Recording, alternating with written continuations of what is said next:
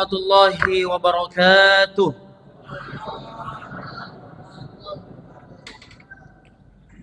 Alhamdulillah hamdan katsiran tayyiban mubarakan fih kama yuhibbu rabbuna wa yarda. Ashhadu an la ilaha illallah wahdahu la syarika lah wa ashhadu anna Muhammadan abduhu wa rasuluh. Allahumma salli ala sayyidina Muhammad wa ala alihi wa sahbihi ajma'in. Jamaah salat Isya yang insyaallah dirahmati dan dimuliakan oleh Allah Subhanahu wa taala. Puja dan puji syukur kita panjatkan kehadirat Allah Subhanahu wa taala sebab Dialah Rabbul Alamin, Tuhan semesta alam yang senantiasa memberikan kepada kita semua kenikmatan yang begitu banyak. Nikmat berupa kesehatan, nikmat berupa kesempatan, sehingga pada malam yang berbahagia ini Allah masih memberikan kepada kita semua umur yang panjang untuk memasuki malam ke-9 bulan suci Ramadan. Salawat serta salam tak lupa pula kita kirimkan kepada junjungan kita Nabi besar Nabiullah Muhammad sallallahu alaihi wasallam. Beliau adalah manusia terbaik yang pernah menginjakkan kakinya di atas permukaan bumi ini, yang telah memperjuangkan agama Islam ini sehingga mampu membawanya dari alam yang gelap gulita menuju alam yang terang benderang, yang telah memperjuangkan syariat ini sehingga kita semua dapat menjalankan syariatul Islam. Itu semua tidak lepas dari perjuangan baginda Muhammad sallallahu alaihi wasallam. Olehnya itu jamaah, sebagai tanda syukur kita kepada Allah Subhanahu wa taala dan tanda terima kasih kita kepada baginda Nabi Muhammad sallallahu alaihi wasallam, hendaknya kita senantiasa dan sering bersolawat kepada Nabi kita Muhammad sallallahu alaihi wasallam. Jamaah yang berbahagia, pada malam hari ini izinkanlah kami membawakan materi ceramah dengan judul Dua Jenis Ujian Manusia.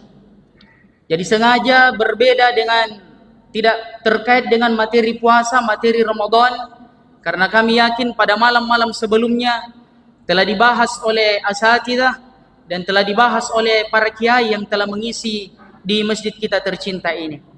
Jamaah yang berbahagia, di antara tujuan Allah Subhanahu wa taala menghadirkan kita di atas permukaan bumi ini, menciptakan kita di atas permukaan bumi ini, dari yang tiada menjadi ada, dari yang biasa-biasa saja menjadi manusia luar biasa.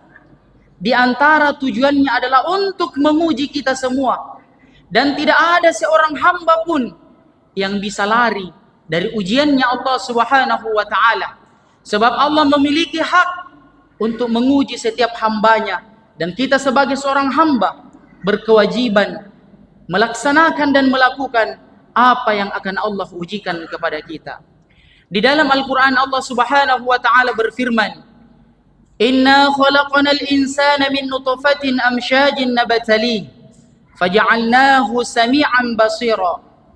Sesungguhnya kami telah menciptakan manusia, kata Allah, dari air yang bercampur antara laki-laki dan perempuan untuk kami uji. Kemudian kami memberinya pendengaran dan penglihatan. Dalam ayat ini jamaah, Allah telah menyebutkan bahwasanya di antara tujuan penciptaan kita di atas permukaan bumi ini adalah untuk diuji oleh Allah. Tidak ada manusia yang bisa terlepas dari ujian Allah Subhanahu wa taala. Dan Allah tidak pernah memberikan pilihan kepada kita ujian mana yang kita inginkan untuk kita diuji oleh Allah. Karena Allah lah yang memilihkan ujian kepada kita semua. Lantas, ujian apa yang Allah berikan kepada setiap hambanya? Di dalam Al-Quran, Allah Subhanahu wa ta'ala berfirman, Kullu nafsin dha'iqatul maut. Semua yang bernyawa pasti akan mengalami yang namanya kematian, kata Allah Subhanahu wa ta'ala. Wa nabluwakum bisyarri wal khairi fitnah. Dan kami berikan kepada kalian keburukan, kebaikan sebagai ujian. wa ilaina turja'un, dan kepada kamilah kalian akan dikembalikan. Dalam ayat ini jamaah, Allah menyebutkan bahwasanya ujian manusia, ujian kita semua yang ada di dalam masjid ini maupun yang ada di luar sana, ujiannya cuma dua. Yang pertama, kalau bukan ujian keburukan, berarti ujian kebaikan. Para mufassirin menjelaskan terkait dengan ayat ini bahwasanya Allah Subhanahu wa taala terkadang menguji seorang hamba dengan kekayaannya, dengan jabatannya, dengan tahtanya, dengan strata sosialnya.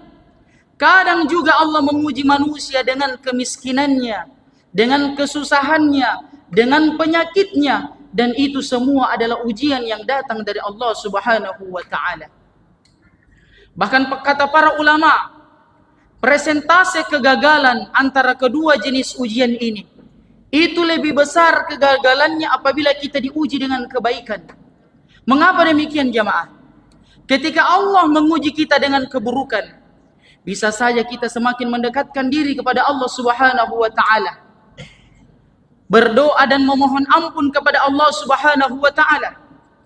Tapi ketika Allah memberikan ujian berupa kebaikan, memberikan kebahagiaan, memberikan tahta, memberikan jabatan, bisa saja di antara kita ada yang semakin menjauh dari Allah, ada yang menggunakan hartanya untuk berfoya-foya, bermaksiat di hadapan Allah Subhanahu wa taala. Karena itulah kata para ulama, lebih besar persentase kegagalan seseorang apabila diuji dengan kebaikan dibandingkan diuji dengan keburukan.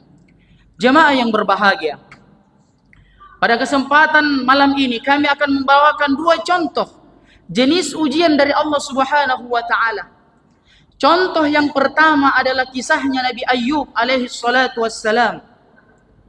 Nabi Ayyub adalah orang yang sangat kaya raya pada zamannya, memiliki peternakan yang sangat banyak.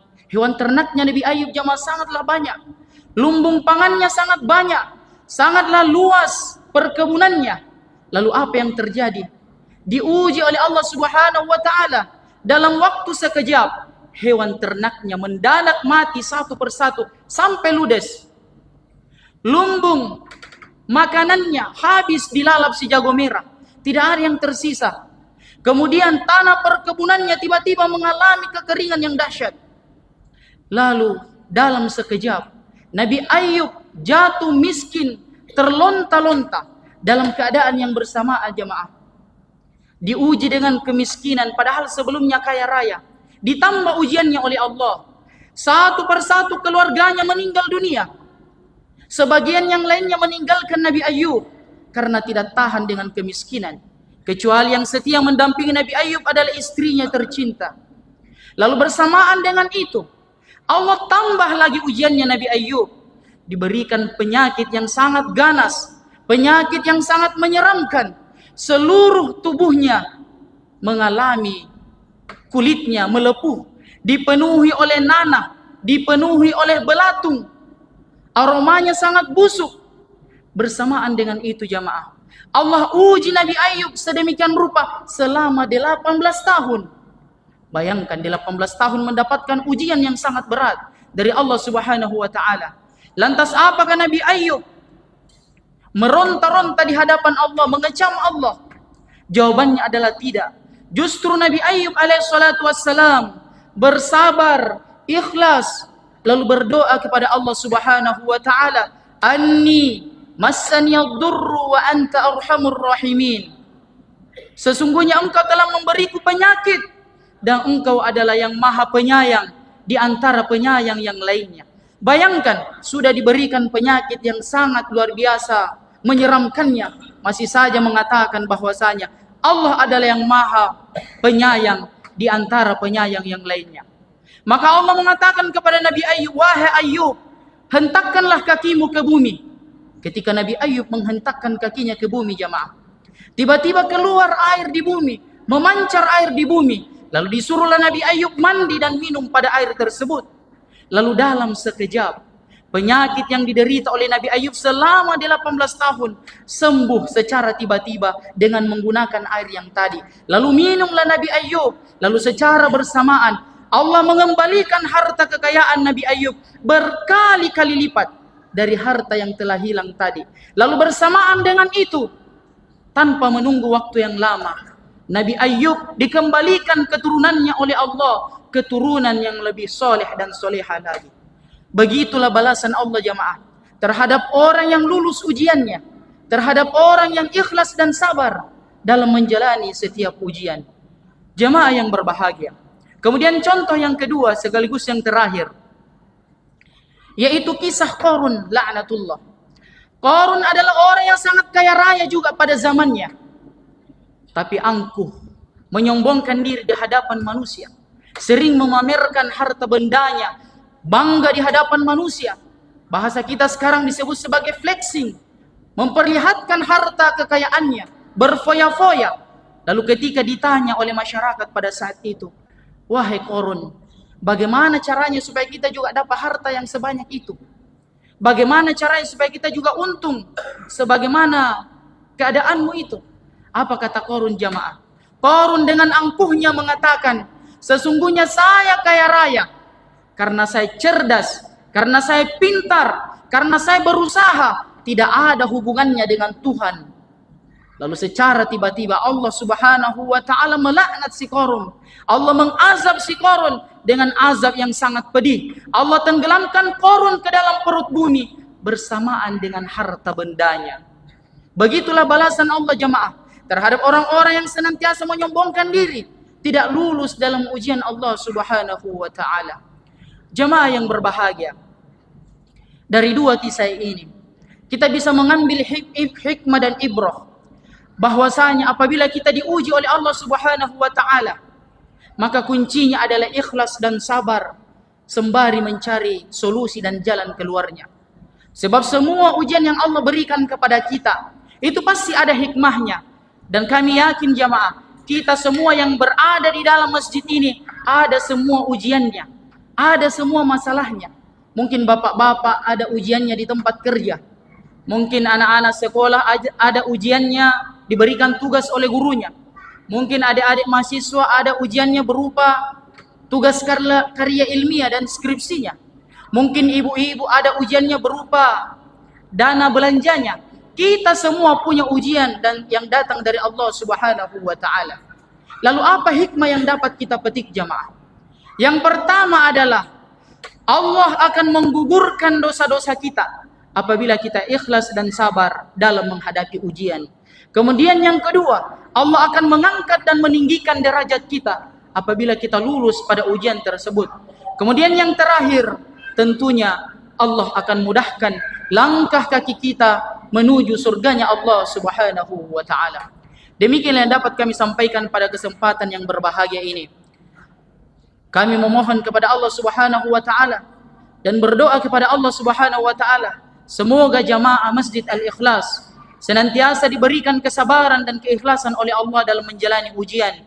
Semoga jamaah Masjid Al-Ikhlas senantiasa diberikan keberkahan oleh Allah Subhanahu wa ta'ala, senantiasa dipanjangkan umurnya dan diberikan keberkahan rezeki yang melimpah dari Allah Subhanahu wa ta'ala. Demikianlah jamaah, lebih dan kurangnya mohon dimaafkan jika ada benarnya itu datangnya dari Allah Subhanahu wa ta'ala, dan jika ada salahnya itu datangnya dari diri kami secara pribadi. Syukran ala husni ihtimamikum, wallahul muwaffiq ila aqwamit thariq. Wassalamu alaikum warahmatullahi wabarakatuh.